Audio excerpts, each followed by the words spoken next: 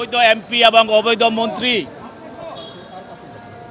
নুরুল ইসলাম সুজনকে যাত্রাবাড়ি থানা একটি হত্যা মামলায় তদন্তকারী কর্মকর্তা আজকে আদালতে উপস্থাপিত করেন।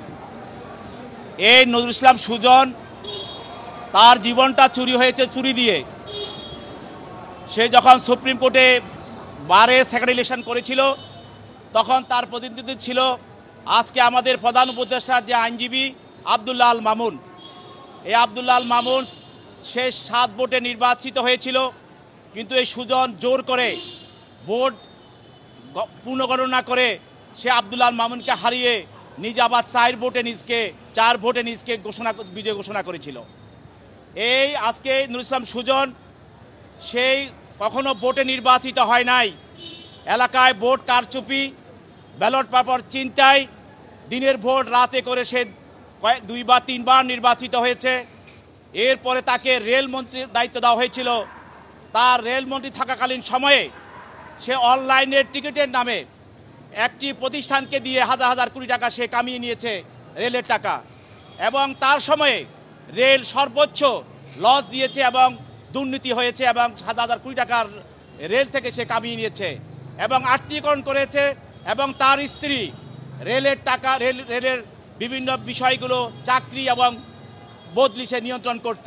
আপনারা জানেন তার শালীকে নিয়ে একজন কর্মচারী তার অসাধারণের জন্য প্রতিবাদ করায় সে শালীর পক্ষ নিয়েছিল, সে রেলের কর্মকর্তার পক্ষে নেয় নাই, তাকে সাসপেন্ড করা হয়েছিল। এ একজন আপাতমস্তক একজন দুর্নীতিবাজ এবং চোর। আজকে তাকে এই হত্যা মামলায় আদালতে উপস্থাপিত করা হয়। এই হত্যা মামলাটি হলো যাত্রাবাড়ি 5/8/2024 তারিখে এই হত্যা মামলায় হত্যা হয় ইমরান হাসান নামে একজন ছাত্র। এই ছাত্রকে পুলিশ গুলি করে হত্যা করে এবং এই হত্যার সঙ্গে প্রাথমিক তদন্তকারী কর্মকর্তা এই সুজনের যোগসাজশ এবং তার জড়িত থাকার বিষয়টি উদ্ঘাটিত হওয়ায় তাকে আরও জিজ্ঞাসাবাদ করার জন্য এবং এই হত্যার সঙ্গে কারা কারা জড়িত এবং কিভাবে তাকে হত্যা করা হয়েছে এবং হত্যাকৃত অস্ত্র উদ্ধার সহ আরও সহযোগীদেরকে তাদের নাম ঠিকানা এবং তাদের যোগসাজশ এবং তাদের সম্পৃক্ততা যাচাই করার জন্য এবং বিষয়টি তদন্ত করার জন্য তদন্ত কর্মকর্তা তাকে আদালতে উপস্থাপিত করেন এবং 5 দিনের রিমান্ড চান। বিজ্ঞ আদালত তদন্তকারী কর্মকর্তার বক্তব্য এবং এজাহারের বিষয়টি পর্যালোচনা করে এবং